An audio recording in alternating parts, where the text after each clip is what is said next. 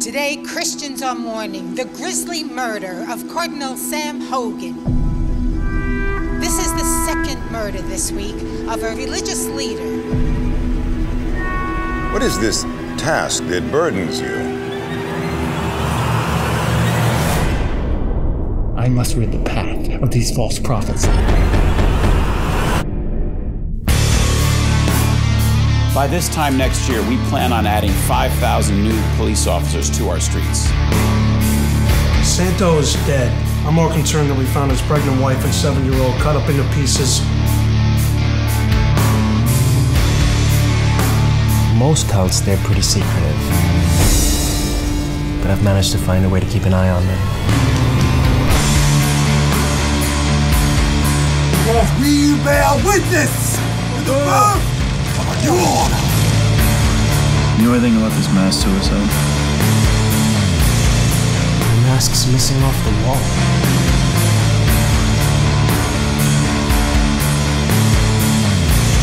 And why did you need 100 assault rifles for? I'm making a statement, Thomas. Things are going to get very bad very soon.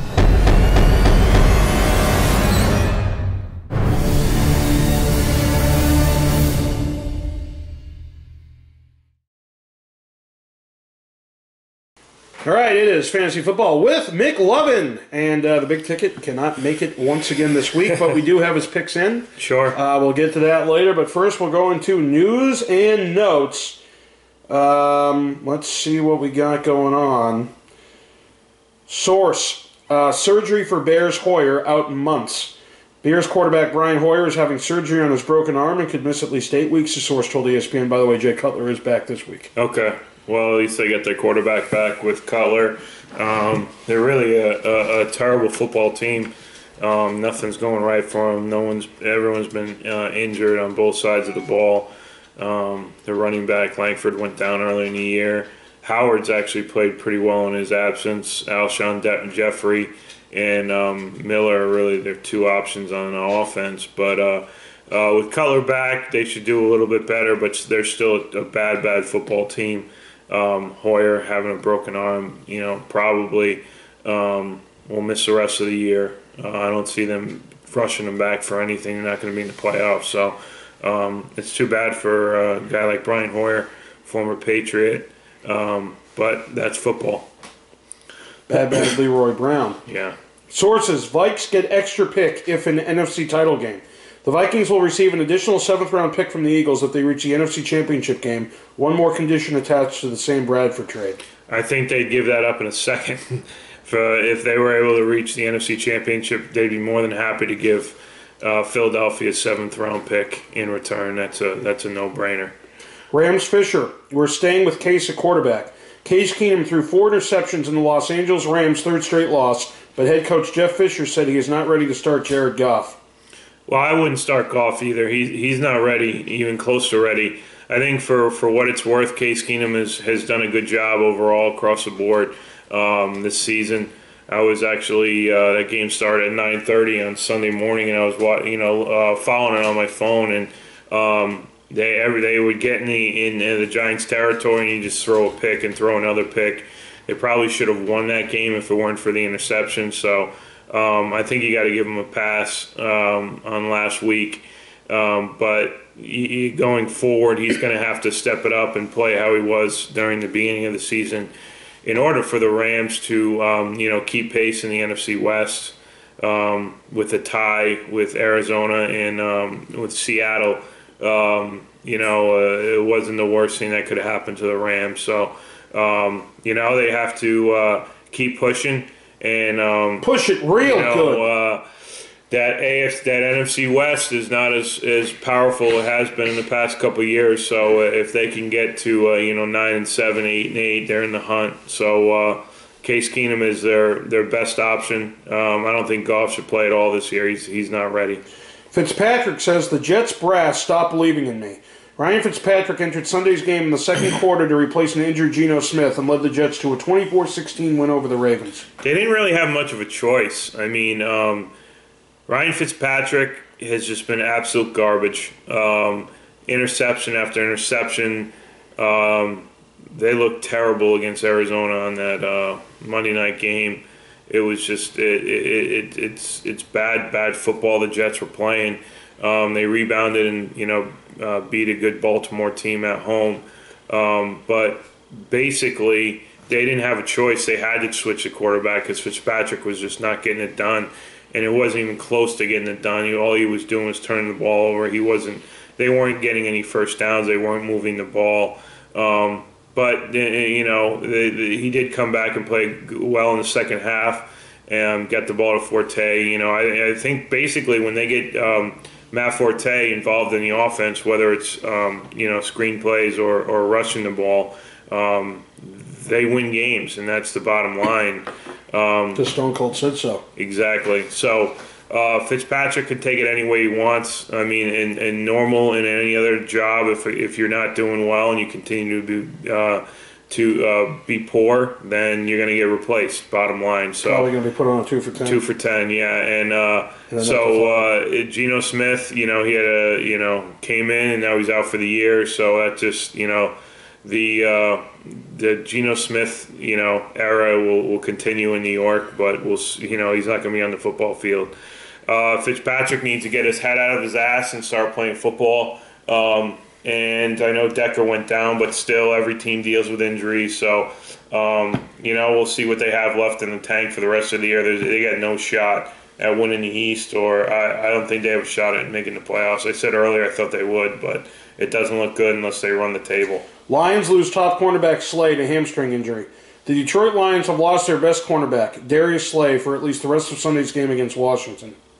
He's a good player, one of the most underrated corners in the league.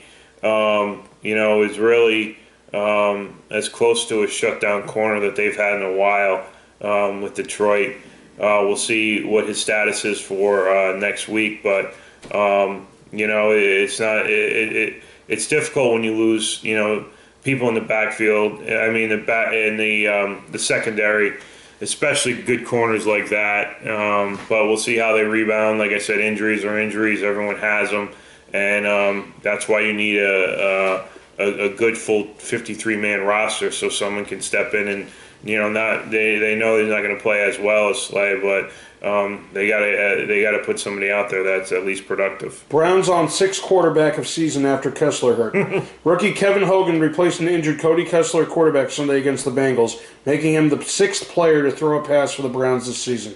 That's Browns football. I mean, we saw the Cavs win the World Championship. Now we're going to see the Indians maybe win the World Series, but the Browns are still the Browns. They're terrible.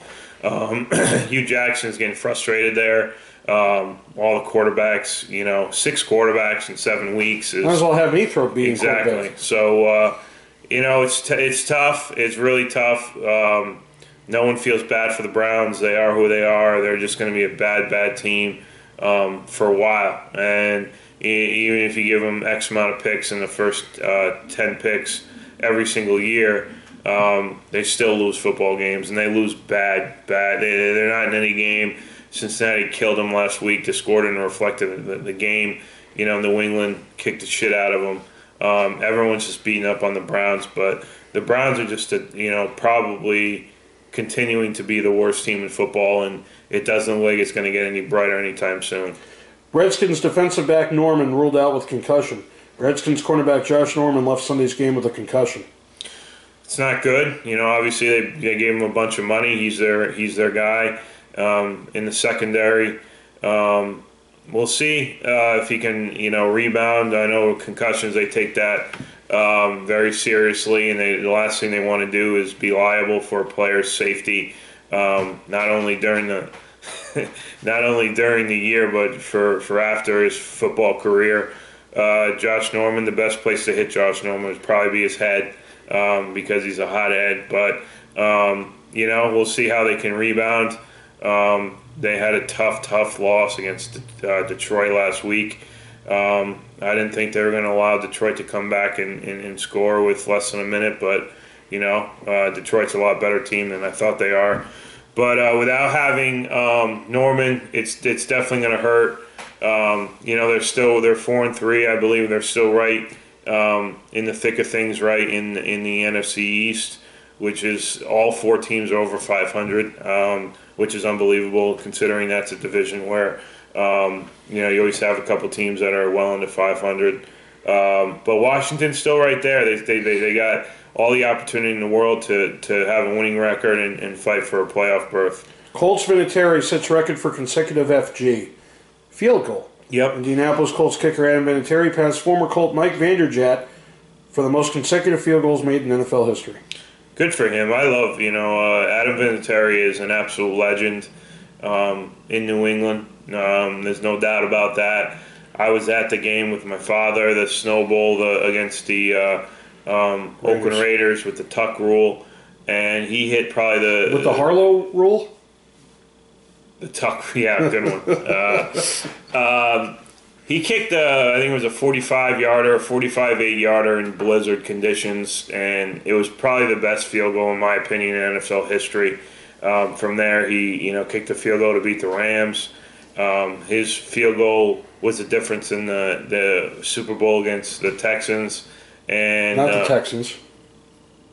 Super Bowl against the Texans? Again, I meant down in Texas against Carolina. Sorry. But Vinatieri is an absolute legend. This is a guy who was cut twice, I think, by Bill Parcells, and he always made it back on the squad, and then stayed in New England forever. This guy could kick till he's probably 50 if he wants to, but he adds an extra element to the Indianapolis Colts. You see all these, including Gostkowski. There's a lot of the field goal kicking has been erratic. Not only field goal, but extra points.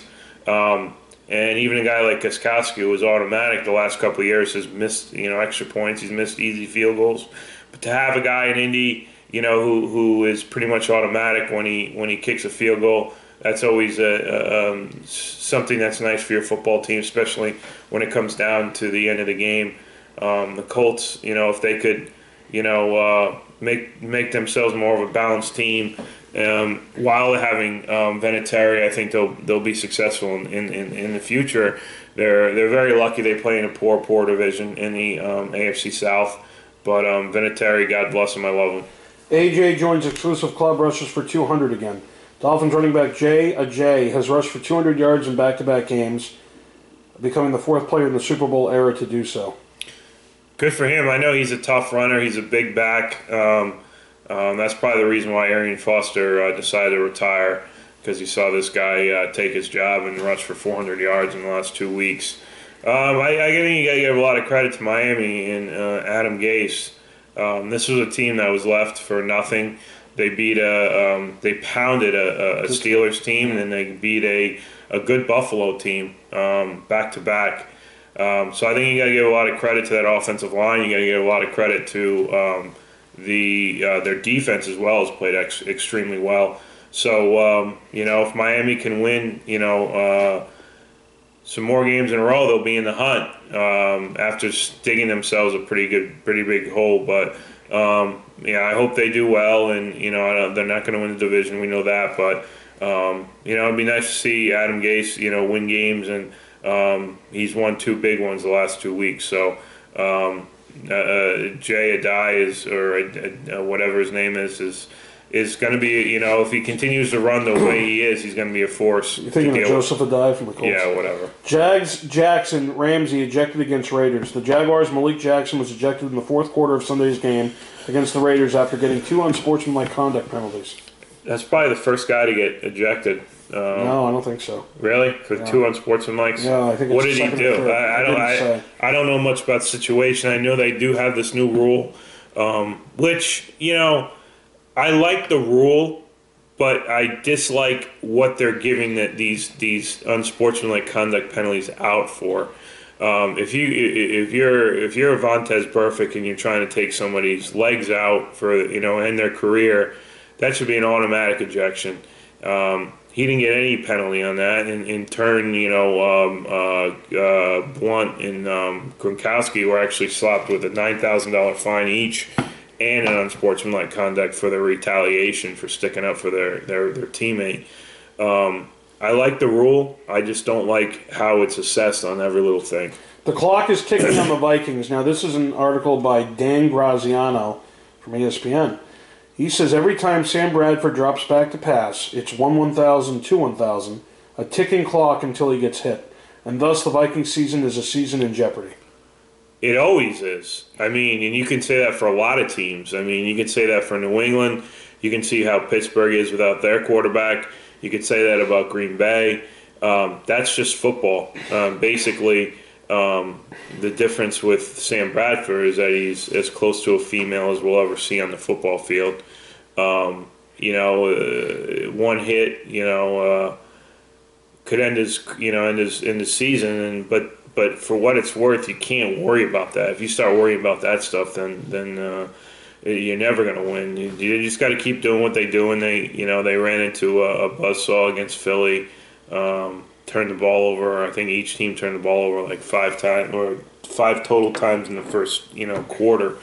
But I think that you could say that a lot about a lot of teams with their quarterbacks, but especially Sam Bradford. They've already been bit. 2 of their better players on offense have suffered injuries. I don't even know if I haven't heard anything about Peterson, whether he's coming back or not. But yeah, we'll see how it's Bradford or bust for that offense. Wide receiver Landry apologetic. Bills call out, quote, cheap hit. Miami's Jarvis Landry apologized for the block that injured Bills safety Aaron Williams. Asked if the hit was dirty, the Dolphins receiver replied, quote, call it what you want, it's football. I didn't see it, so I don't know much about it. But if he's apologizing, he must feel guilty about it.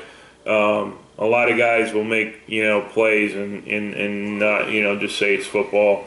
But he did if he injured the guy, he does feel bad about it. And I haven't seen it, so I don't know if it was a dirty play or not. But from what it sounds like, it was. Falcons Quinn, quote, went with gut on 4th and 1 call. Falcons coach Dan Quinn defended his play calling on 4th and 1 in overtime that ultimately set up San Diego's game-winning field goal. I watched.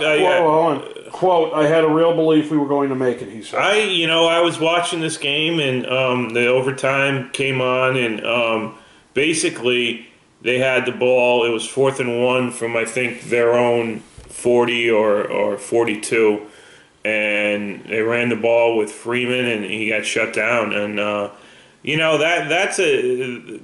hindsight's always 20/20. Obviously, if you don't get it and you lose a game, you're going to be criticized. I think in a game like that, especially when you're at home, I would always be conservative and kick the ball away. Now, with that being said, I think he did it. This is what I was saying to myself, was that he did it because he didn't want. He didn't want San Diego to touch the ball again, because they knew they were going to, their offense was flying on all cylinders. And I don't think he do. The bottom line is, by making a call on 4th and 1 means that he doesn't trust his defense. Yeah. And it didn't work, and they lost. So you live and you learn. But I think it has more to say about the lack of confidence he has in his defense than the confidence he has in his offense. Cardinals Arians rails against blocked field goal ruling. Cardinals coach Bruce Arians took issue with the ruling on Arizona's blocked 39-yard field goal attempt in the second quarter, contending that Seahawks linebacker Bobby Wagner touched long snapper Aaron Brewer. I thought he did. I mean, it was an unbelievable block, unless he just became Michael Jordan, but he flew out of the air, and it looked like he definitely jumped off his back or got some sort of help. But you know what? To go into overtime and each team had a chance to win, they both blew it. You can't really, when you tie a game 6-6 in overtime, you can't complain. You really don't have a leg to stand on. Was it a bad missed call? Yes, but could you have still won the game? Yes. So I think it's just it's a sore loser. Matthew, critical of Cards offense special teams. Cardinal safety Tyrann Mathieu, was his name? Tyrann was critical of the team's offense and special teams following Sunday night's 6-6 tie with the Seahawks. The Honey Badger, the Honey Badger from LSU. The Honey. So I think the thing is like I always say, is that of course the defense played their asses off. They deserve to win that game. But you don't come out and criticize your own teammates ever. You may feel that way, but what goes around comes around. I think, Arizona will probably have a game where the offense wins a game and Matthew gets beat on a couple plays, and we'll see if they come criticize him. But you keep it internal. You keep it in the locker room. You never, ever, beat down your own team. Who obviously didn't get it done, and they'd be the first ones to tell you, we sucked. Or special teams sucked. The offense sucked. It is what it is. And the last thing they need to hear is someone from their defense to let them know that they really did play poorly. But through the media, most importantly, is terrible. Source: Giants-Brown won't appeal exempt list. Josh Brown is unexpected to appeal the NFL's decision to place him on the commissioner's exempt list, a league source told ESPN, which I believe the update is he got cut by the Giants. He did. He got released. He got waived. I think the Giants... it was handled poorly by the Giants. They didn't know all the facts, and then once the facts came out, they tried to hide behind the fact that they really didn't do their research. And Josh Brown is, anytime you beat up your wife pretty good, and you're a field goal kicker, no one really cares for you, and I don't think he'll get a job anytime soon. I think he could be in the Ray Rice, blacklist. Especially, with all the stupid things these guys do, the one thing that is really terrible is beating your wife. I know it happens more often than it should, but no one feels bad for Josh Brown. Jets still have hope thanks to easier schedule and revived defense. One win doesn't cure everything, but with a stingy defense and a softer schedule, things are looking up for the New York Jets. We'll see. I thought this Jets team was going to be a lot better. Obviously, I was wrong thus far. It's just their defense is good. It's not great. Stingy. I guess you could say stingy, but that's going a little too far.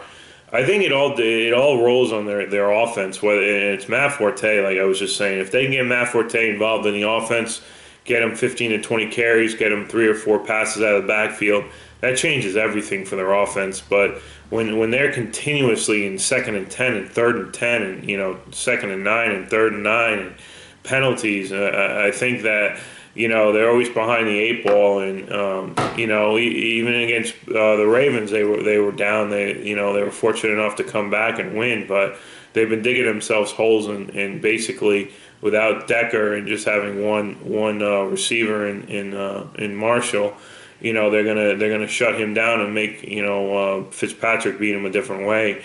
And when you're down 10, 12, 14 points, you're going to give up on the run. So we'll see.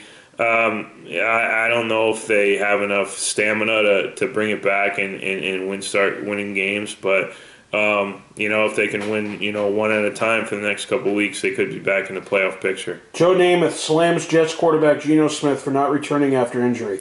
Hall of Fame quarterback Joe Namath thought Jets quarterback Geno Smith could have played through his injury and made that known on Twitter. Joe Namath, he played in an era where if he got hurt, unless it was broken or not attached to your body anymore, you came back and played.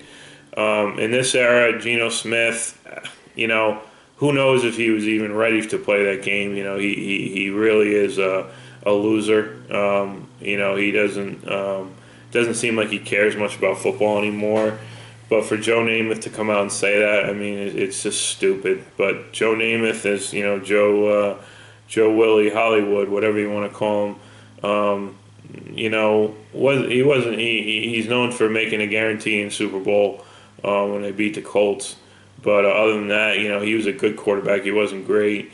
But Joe Namath just needs to just shut his mouth. And I don't disagree with him about Geno Smith, but he's got to have better things to do than write on Twitter. Brady confident Gostkowski will fix PAT problem. Struggling Patriots kicker Steven Gostkowski still has the support of his quarterback, Tom Brady, who said Monday he has, quote, 100% confidence he'll find his rhythm. Well, yeah, I think that, Gostkowski as a competitor is really down on himself. none of the field goals or extra points have cost them a game, so I think that's why it's not as magnified throughout the team or the media. Obviously, he has to do a better job. He knows he has to do a better job. The coach knows he has to do a better job. But, anytime Tom Brady comes out and says he has, confidence, I think all New England fans, whether they say it or not, still have confidence with Gostkowski. I still think, across the board, and, you look at the last 3 or 4 or 5 years, he's still the best kicker in the league. And, if he's going to miss them early and, miss the extra points when they don't really, they don't count. I know the missed extra point, made it only a 7-point game against Pittsburgh last week, but, they were fortunate enough they didn't have to worry about Roethlisberger. So until the missed extra point or the missed field goal costs them a game, I think that, he can only improve on being more consistent this year. Source, Packers Randall out weeks after surgery. Demarius Randall's surgery to repair a groin injury is not expected to be season-ending, but the Packers cornerback is likely to miss several weeks, according to a league source. Yeah, that's not good, especially with the groin. He'll probably be out. Penis. Yeah, he'll probably be out, 4 to 6 weeks, I would say. Eagles cornerback Brooks, quad tendon, out for season. Eagles cornerback Ron Brooks will miss the remainder of the season after rupturing his right quad tendon on Sunday. That's terrible. Source. That's terrible. Source. Dez likely to return Sunday versus Eagles. Dallas Cowboys wide receiver Dez Bryant is expected to play Sunday night against the Philadelphia Eagles after missing the past 3 games with a knee injury. Well, that's definitely going to help him out. I tell you what, the Dallas Cowboys are a really good football team. And they've done it on all aspects: defense, offense, running game, quarterback, not turning the ball over. I think Dez Bryant coming back, his talent's only going to help. His mouth will probably be the only thing that would hurt him. Bears Cutler cleared to face Vikes next week. Bears quarterback Jay Cutler has been cleared to play in Chicago's Monday Night Football matchup against the Minnesota Vikings on Halloween. I think Cutler is definitely the best quarterback on that roster, but, he's inconsistent as the day is long. We'll see, how he wants to bounce back and what kind of attitude he has, and if he really cares about winning or just finishing out this year. I don't think Cutler is long for time with the Bears going further, but he's going to play, and I think they're going to get their ass kicked, but he'll be out there. Seahawks Wilson pitches field goal contest to avoid tie. Seahawks quarterback Russell Wilson has a suggestion to determine a last-second winner in tie games, one last field goal attempt. I like that idea. I think it'd be cool. It's almost like a shootout in hockey. I don't. No? 5 quarters of football. Hockey got rid of ties for a reason. But they're gay. I agree. I'd rather lose than tie. Correct. I'd rather lose than tie. But the thing is that the reason why NFL has their system is the fact of the matter is that they don't change anything in overtime. It's the same exact way the game was played throughout the first 4 quarters. Now, college football changed their thing. I don't like the college football thing. Hockey shootouts are fun to watch. I mean, soccer shootouts, whatever. But we're talking about the NFL. We're talking about the National Football League.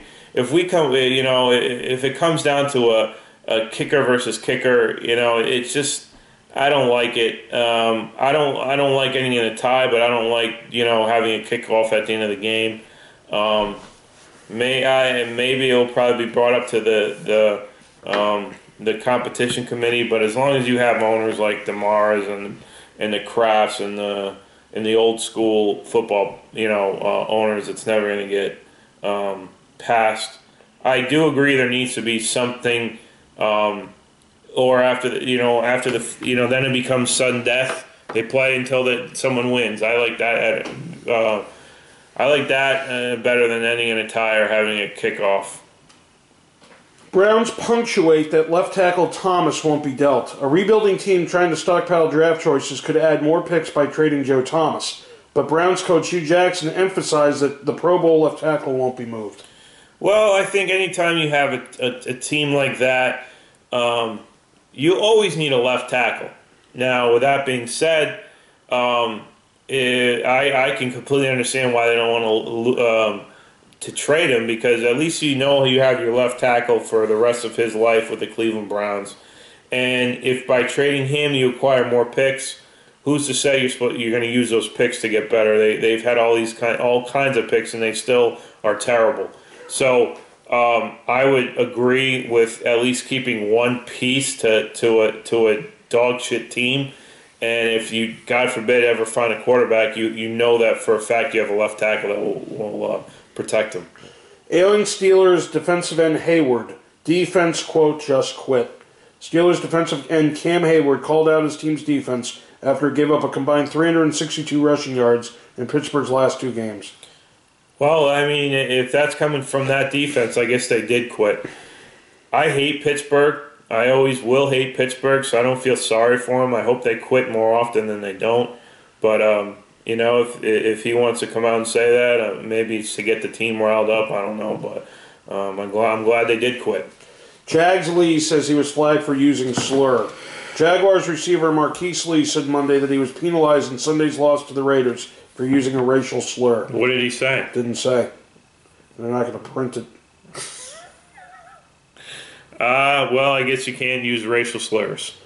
Bradley, Jags won't bench beleaguered Bortles. Jaguars coach Gus Bradley said Monday, a day after his quarterback played one of his worst games of the season in a loss to Oakland, that he's not considering benching struggling Blake Bortles. You got to play him. He's a first-round pick. You know, you're paying him a lot of money. And the Jags suck. So. Yeah. Rex, hit to Bills' safety should have led to ejection. Bills coach Rex Ryan said the, quote, totally unnecessary hit Dolphins receiver Jarvis Landry laid on Buffalo's safety Aaron Williams should have led to Landry's ejection. From the sounds from it, it sounded like a dirty hit. Obviously, Rex is going to be vocal about it. Whenever something doesn't go Rex's way, he thinks he's right 100% of the time, which is one of the big problems with Rex Ryan. But you know, I'm going to have to go look at this hit to see what the validity of it. Cards Arians fully supports his kicker Catanzaro. Arizona Cardinals coach Bruce Arians says he still supports his kicker Chandler Catanzaro, despite him missing 2 potential game-winning field goals this season. Yeah, well, I mean, he'll support him as long as they, you know, and as long as he's there because he has to. But I'm sure Arizona was working out kickers this week. I can guarantee you that. And if they find a better option, then obviously, then that statement's a bunch of shit. Dolphins running back Foster, quote, walking away in peace. The Miami Dolphins' Arian Foster, whose tenure as the team's starting running back lasted only 2 games before injury sidelined him, has announced his retirement. Yeah, Arian Foster came on the scene, I think, in 2008 or 2007, undrafted from Tennessee. Really set the world on fire, you know, leading rusher with touchdowns and everything like that. But you know, just like anything else in football, is a running back who comes in, who's a big, you know, a guy that takes on hits is going to wear down. And any running back in the NFL, you know, is going to get hurt. You know, you see it across the board. That's why you no longer have guys that are taking 400, 450 carries a game, for the season. Basically because these guys they're wired differently. They're not as tough as, you know, the Walter Paytons and the Eric Dickersons and all the guys that preceded them. But with that being said, you know, a running back's life in the NFL is very short-lived. And, you know, what happens is they get their rookie contract and you know, then they're looking for that second deal, but no one wants to pay them all that money because they're going to decline on their production. New England is a perfect example of drafting a running back or getting running backs and just running the shit out of them and getting every penny worth of it, just banging them, you know, like they're doing with Blunt now, give him 25, 30 carries a game, you know, because his skills will diminish, and when their skills diminish, they'll just get rid of him. The Patriots are never a team that's never going to re-up a running back because it doesn't make financial sense, and it doesn't make sense to pay a guy, you know, X amount of millions of dollars when he's eventually going to be hurt. So well, that's why you see a lot of these teams have 2 or 3 running backs, because a running back can't take on the load anymore. in this day and age in football because they get injured and injuries happen, especially in running back. And the more hits you take, the Arian Foster, found out how quickly his days in the NFL can be over when you get hurt, and then you get hurt again, and then you try to come your back. money on fast cars and fast women. Exactly. So, Aqib Talib on Brock Osweiler, quote, "We feel like he reneged on us." Brock Osweiler, who was thought to be the Broncos' next starting quarterback, returned Monday to Denver to play for the first time since signing with Houston. Did Aqib Talib renege on the Patriots? Stupid mother. Source: Texans fear Newton tore patellar tendons. Texans right tackle Derek Newton is feared to have torn both his patellar tendons during Monday night's loss at Denver before being carted off, a source told ESPN. I was watching this. Yeah, he's in a lot of trouble. They put two air casts on. They put an air cast on both of his legs, which I've never seen before. He's going to be down. He's going to be down and out for a while. Fan dies after fall while leaving Broncos game. A fan who fell a considerable distance after the Broncos game on Monday has died. It's too bad. Jags defensive tackle Miller has torn right Achilles going to IR. Jaguars nose tackle Roy Miller will have surgery for a torn right Achilles tendon and will miss the rest of the season. Yeah, it's not going to help the Jags at all. They're really, I picked them to win that division, and they're just absolute garbage. So that's not going to help their matters. Seahawks counting on Thomas Rawls, Russell Wilson to lift run game. The Seahawks have struggled running the ball through 6 weeks with 3.12 yards per carry average. That ranks 31st in the NFL. Yeah. Well, Rawls is, he's been hurt this guy, you got to get him on the field, like Brian House, you got to get him on the field. Go ahead. No, go ahead. All right. Namath sorry for calling out Jets quarterback Smith. Okay. Jets legend Joe Namath tweeted an apology to Geno Smith after he questioned the injured quarterback for not getting back into Sunday's game. Yep. So Roethlisberger, his knee, aims to practice next week. Steelers quarterback Ben Roethlisberger, who had knee surgery on October 17th, said he's aiming to return to practice next week. I'm sure he will. this is a guy who gets hurt and then he bat. This is a guy who's he's a warrior. Big trees fall hard, and when he falls hard, he falls hard. But he does everything in his power to get back. He's a sexy lumberjack. Giants Brown apologizes, says he's getting help. Giants kicker Josh Brown released a statement Tuesday apologizing and saying he has, quote, taken measures to get help for his alleged domestic abuse. No one cares. Suggs practices just 9 days after tearing biceps. Terrell Suggs practiced Tuesday just 9 days after he tore his left biceps and said the injury is, quote, not season-ending for a Raven. Well, yeah. I don't like T-Sizzle or T-Suggs. I think he's an absolute piece of shit. I put him in the Ray Lewis and the Vontaze Burfict and the Pac-Man Jones and the Odell Beckhams and the Dez Bryants, these lowlifes that have diarrhea of the mouth. And I don't care about Terrell Suggs. If he does come back, he'll definitely help that defense, but I could give a shit about him. Home of Broncos Ware robbed during game. DeMarcus Ware's home was robbed during the Broncos game against the Texans on Monday night, and the team is trying to gather more information. Didn't you say they sold Super Bowl rings? Yeah, one of them, yeah. I don't know. Extra security for the house or, buy some dogs. O'Brien on Osweiler, quote, I think he can play better. Texans coach Bill O'Brien says he hasn't considered benching quarterback Brock Osweiler, despite Osweiler's going 22 for 41 for 131 yards and no touchdowns on Monday night. Clearly, Brock Osweiler is overrated, okay? Clearly. They gave him $72 million, 38 guaranteed. He's your quarterback. They're not going to bench him because they're giving him all this money. They brought him in to be the quarterback, and he's playing like shit. I wish we could just get to the point with all these. He's playing terrible. He's not getting the ball to Hopkins. The Lamar Miller's doing his best, and Brock Osweiler's, it's not like he was an MVP coming or leading the league in all these categories, and then, oh my God, what's happening? He never really did much in Denver.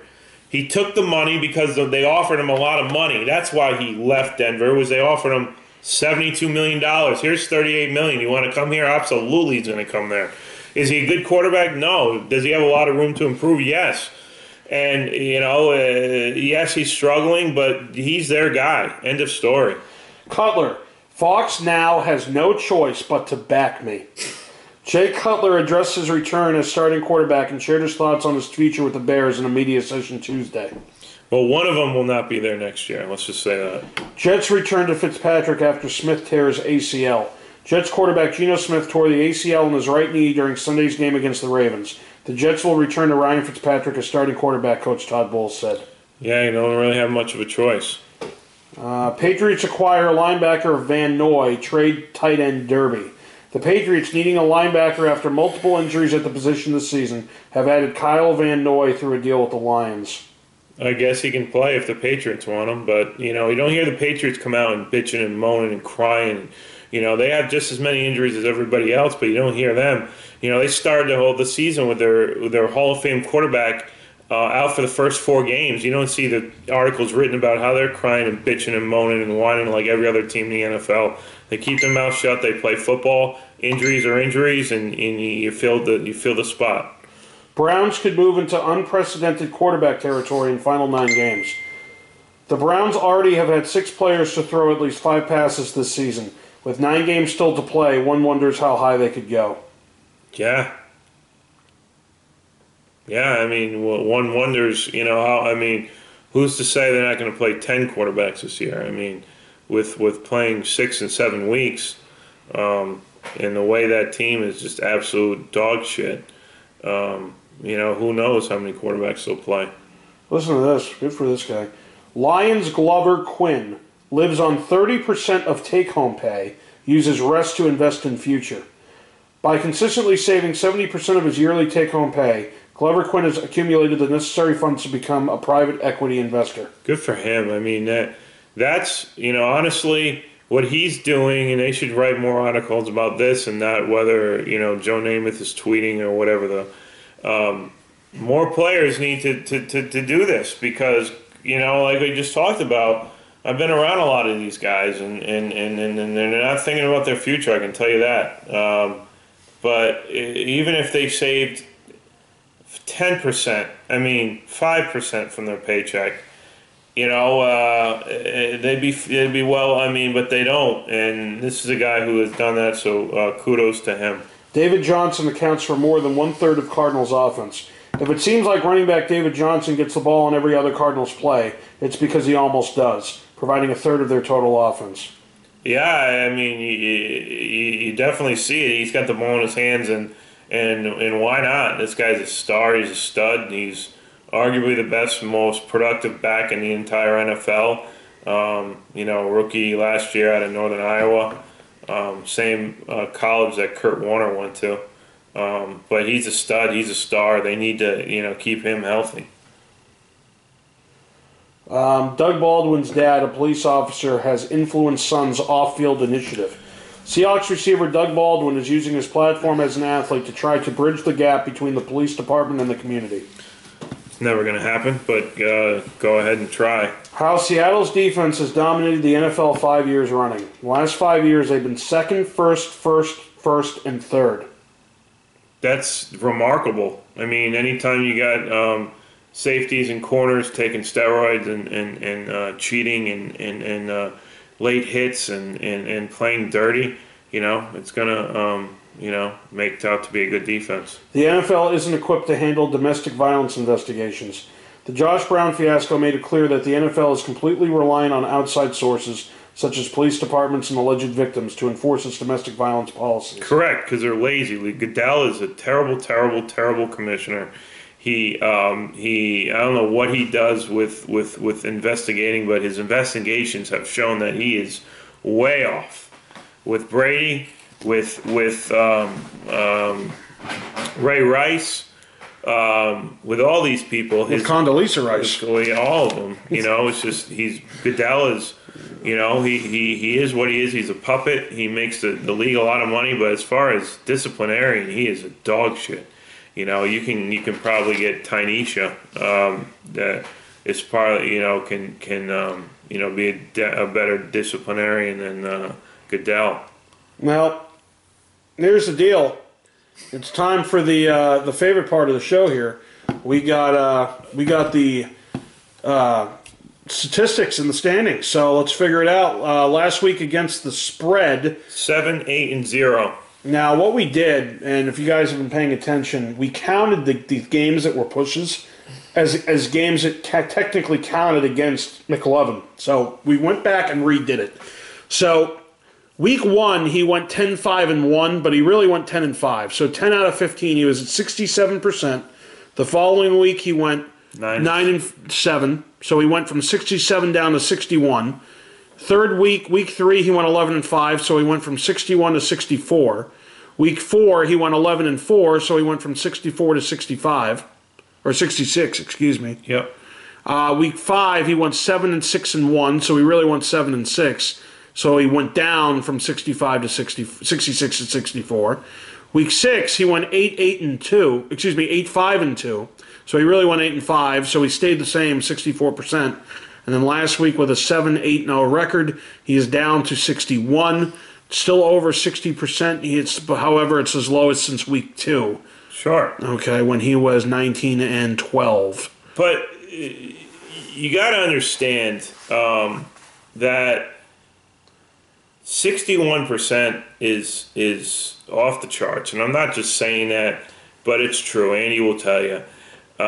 Matthew Varnum, okay, this is a guy who has taken advantage of my free selections, and we had a 7-8 last week, and he said it was a terrible week, and I told him he was wrong. I told him that basically I'm winning a lot more than I'm losing.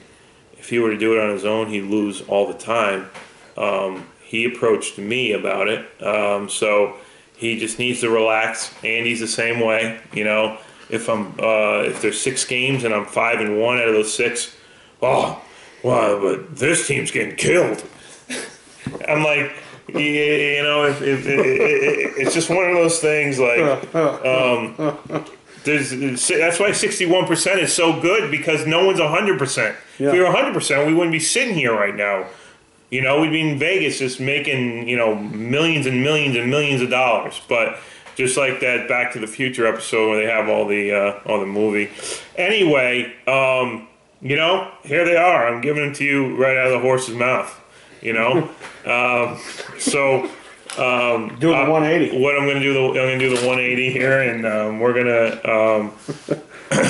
No, he said the 360. The 360. 360. The runaround. Yeah, the runaround. Yeah. So, for all the people that view this and know that these numbers are legit, you can go back and look at every single pick, and anytime you're at 61%, and that's that been in the 60s for first 7 weeks. So I take pride in my selections, and I really study it, and really do my due diligence. And this is just not picking off the cuff. It's really hard work. Sexy due diligence for a sexy guy. All right, so let's go right into the spreads here. And Matthew Varnum wants me to explain. Yeah, that's fine. Let's do that. Okay. So Thursday night's game: Jaguars 2-4 against the Titans 3-4. Titans are home. Titans are favored by 3.5. Okay, I'm going to take the Titans minus 3.5, mainly because they got their asses handed to them by Indy. They're gonna want to rebound on national TV. The Jaguars are degressing in their playing lately, meaning that they're getting worse. I think Tennessee at home minus 3.5. I think they'll win by a touchdown, and I don't see Jacksonville really giving them a game at all. They're both on short weeks. I think Tennessee really has a lot to prove. It's a divisional game, so I think Tennessee is going to play a lot better than Jacksonville. All right, now Sunday morning in London again, you got Washington 4-3 against Cincinnati 3-4. Cincinnati at home in London is favored by 3. I'm taking Washington +3. This is a neutral field over in London. Basically, Cincinnati has played well at home, but when they're away from home, they're not as good of a team. I think Washington is solid, balanced on both sides of the ball. I just think Washington's going to beat them outright, head to head. But if they're going to give the 3 points, I'm going to take the 3 points with Washington for sure. All right, Kansas City against Indianapolis. Kansas City 4-2, Indianapolis 3-4. Kansas City on the road is favored by 2.5. Indianapolis coming off a big win, but still Kansas City is a better football team. I think 2.5 is obviously a field goal. I think Kansas City is a better team. They're a good road team. They went to Oakland and beat Oakland pretty good on the road. Indianapolis, they almost play worse at home than they do on the road. And I think a field goal, I think you'll see this spread increase because anytime Kansas City is only, I think Kansas City is going to beat them by 10 points, to be honest with you. So that's why I'm taking Kansas City -2.5. Okay.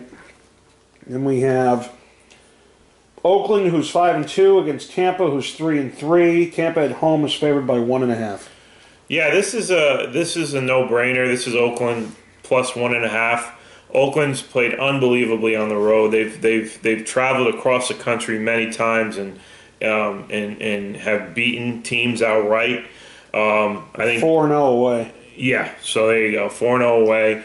I think Tampa is a really terrible football team, especially at home. 0-2 at home. 0-2, exactly. There you go. And so basically, I think the Oakland Raiders. The Oakland Raiders. This spread's probably going to change by the end of the week, but if you can get it, Oakland +1.5, they're going to win outright.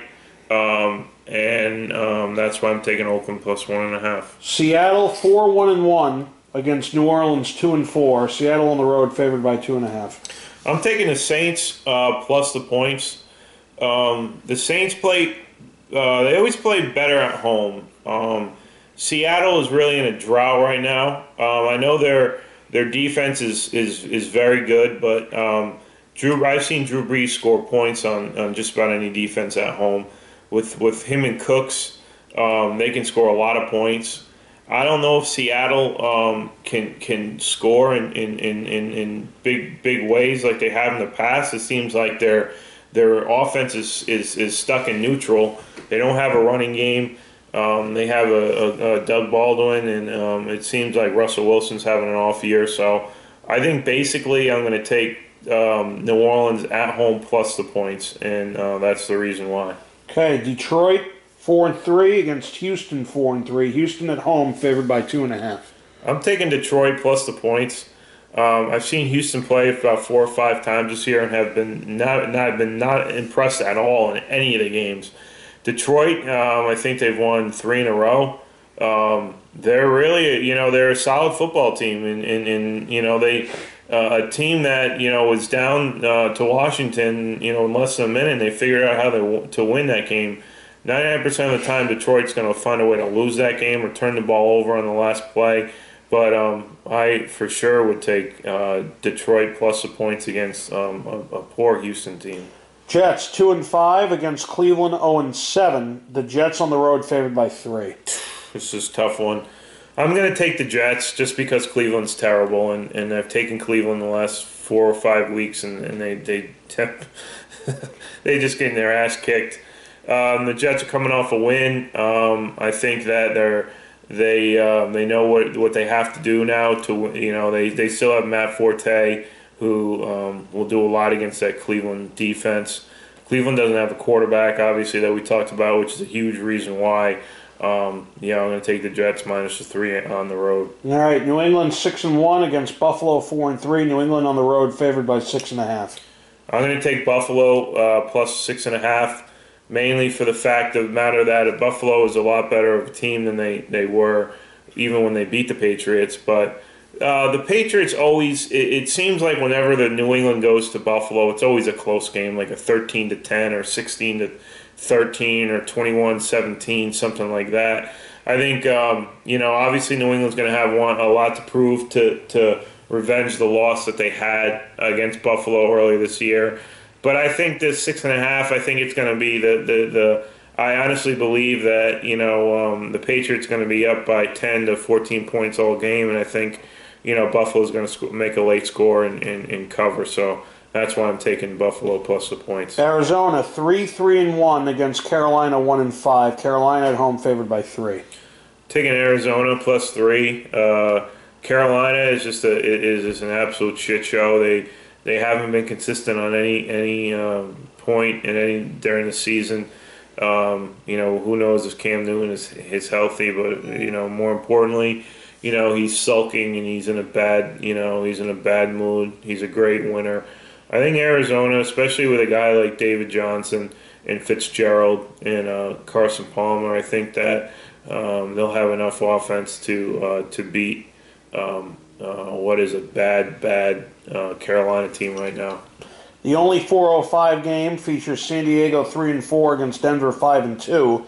Denver at home favored by 5.5. I'm taking San Diego plus the points. San Diego, had really throughout the year, they've done well with when they're given 5.5, 6.5, 7 points. San Diego's a team that really is, it's so difficult to figure San Diego out. They've lost 3 games in the fourth quarter. If you turn that around, they're not a terrible football team, but they can score points in a bunch, and they can score points in a hurry. And I know that Denver's defense is very good, but I still think Phillip Rivers can figure out a way to score enough points to keep the game close. And I think Denver will win, but I think San Diego will cover with 5.5. All right, the 4:25 game, we got Green Bay 4-2 against Atlanta 4-3. Atlanta at home is favored by 3. I'm taking the Packers plus 3 basically because anytime you give Aaron Rodgers points and anytime you make Green Bay an underdog, I think that you have to go with Green Bay. I know it's an even game. It's just home field is 3 points for Atlanta. They lost at home to a San Diego team. I think it's going to be a high-scoring game, but I think at the end, it's either going to be either Atlanta's going to win by 3 or Green Bay's going to win outright. So I'm going to take Green Bay plus the points. And then the Sunday night game, Philadelphia 4-2 against Dallas 5-1. Now, by the way, this is a game where you basically got to fucking order pizza and get fat while watching this game. This is a good game. All right, Dallas at home favored by 4.5. I'm taking Philadelphia plus the points. Philadelphia coming off a big win against Minnesota. I think they're going to ride that in the next game. I see Dallas winning this game, but I think 4.5 is a lot of points to give to a Philadelphia team.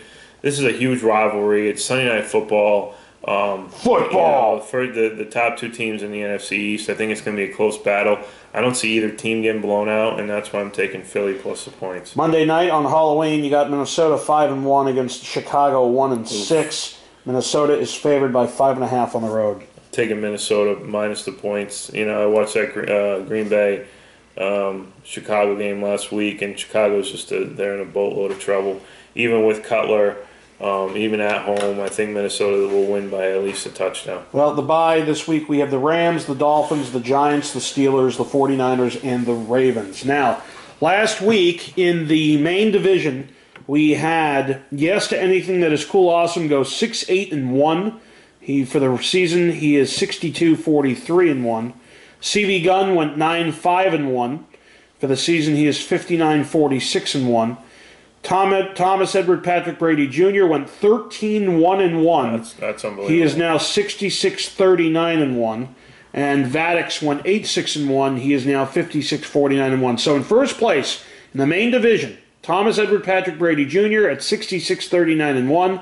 Second place, you have Yes to Anything That Is Cool Awesome at 62-43-1, 4 games back. Third place, you got CV Gunn at 59-46-1, 7 games back. And in last place, Vadix, 56-49-1. He is 10 games back. Congratulations! That's a big week. Even though I don't really, Thomas, I know you got a mouth on you, and you have no problems criticizing myself or Andy. I don't really like you at all, but good job on the last picks. That's a unbelievable week. And then I went 7-7-1. I am now 61-44-1. Mclovin went 8-6-1. He is 66-39-1.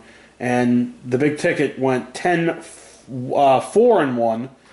So he went 66-39-1. So there's a tie for first between McLovin and the big ticket at 66-39-1. What is Thomas Brady? He is Junior, Patrick 60, same record. So we're all even. All even. Oh yep. boy. Yep. And I am now 5 games back at 61-44-1. Now, Thomas Edward Patrick Brady Jr. Congratulations. You beat both McLovin and the big ticket, so that's 2 gift cards for you. You got to email me at andyvhb@aol.com so I can send those out to you. You also won last week, so that's 3, I believe, total. Vadix, you did not win. You tied McLovin and lost to the big ticket. CV Gunn, you beat McLovin, so you get a gift card. You got to email me. That's 1 for you. And yes to anything that's cool, awesome. Had a rough week. So 4 gift cards to hand out from last week and this week. Now, Cali guy, you're in the better late than never division. You did not. You won that division. You did not, however, beat McLovin or the big ticket for a gift card. And what are the gift cards? Anything they want. Could be Subways. People have asked for Subways. Somebody asked for a fucking... How do you get them? I order them online. I send it to them. Okay. Yeah, they email me their address and all that. So you guys have to email your email me your address. So let's go right into the picks. By the way, for those who don't believe that his picks weren't in, they were. He's just not on the show for other reasons, but those were them. Those were last week's. Last week's, correct. We still have to get this week. Correct. Yeah. So the deal is, so we're going to go right into the picks. I just need I'm running out of here. I'll write them on here. This point. Okay, we got Jacksonville, Tennessee. Who do you got? Tennessee. Okay, I'm going to go with Jacksonville on this one. So Andy, Jacksonville. Do you want Tennessee? What do you think Jacksonville's going to win that game? Yeah. What do you want to bet on it? I'll bet you $20. Okay. All right. And $20 side bet. All right, Washington, Cincinnati. Washington.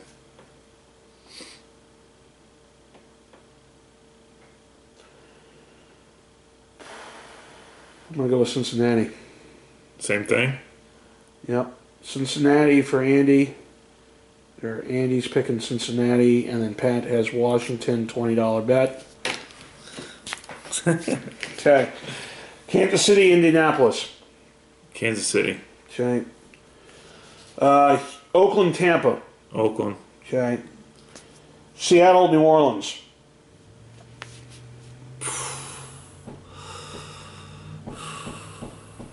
New Orleans. Okay.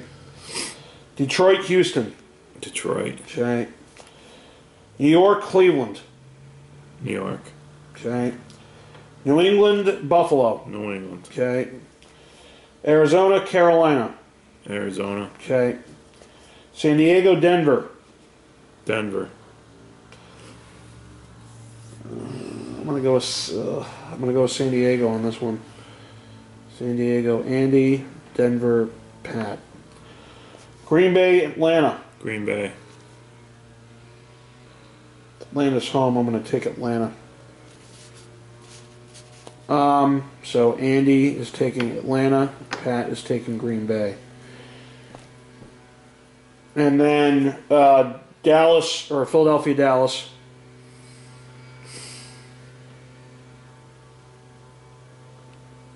Dallas. Okay.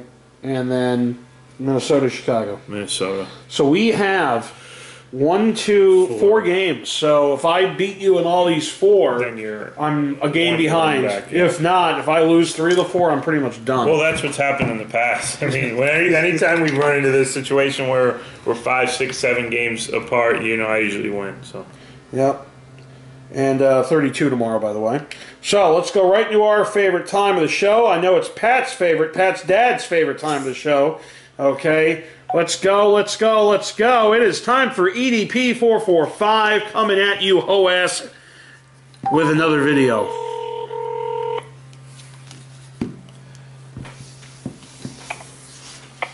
What's up with the dope, Peon? What's up, man? How you doing, dude? I'm doing good. Nigga just taking a shit. You feel me? That's terrible. All right, so here's the deal. We got 4 games on the docket. But before we go into those, let's hear your EDP pick of the week, upset of the week. Shit, I don't even know who the fuck is playing this week. You want me to give you the matchups? Huh? Yeah. All right, I'll give you the matchups. Here, we'll run the games down. And you can tell us who you think's going to win the games. Let me start with the main 4. The main 4 that me and Mclovin differ on. Let's go all the way up. We got Jacksonville at Tennessee. Who do you got? Oh, fuck, man. I don't fucking know. Tennessee, man, that game fucking sucks. Somebody says about that shit. Yeah, Mclovin picked Tennessee. I picked Jacksonville. We'll see. Me and Mclovin have a $20 bet on that. All right, then we got in London. We got Washington at Cincinnati. In London. Oh, in London? Oh, shit. I got Cincinnati. Yep. All right, I got Cincinnati in that one. Then we got San Diego in Denver. Who do you got for that one? Man, I got San Diego, man. I think San Diego will sweep them. Did San Diego win their last contest against Denver, right? Yeah, it's Thursday night game. Yeah. Oh yeah, I got San Diego, man. I think they're hot right now, man. They beat the Falcons, dude, up on a fucking comeback on some miracle shit. I got the Chargers. I also have the Chargers, and then the last main game we got Green Bay at Atlanta. Oh shit, man. I got Green Bay, man. I think Atlanta is still kind of hungover from that fucking loss they took for San Diego. All right, so we're 2-2 in the 4 main games, but let me just read off the matchups for the ones that we didn't cover, and then you give us your upset pick of the week.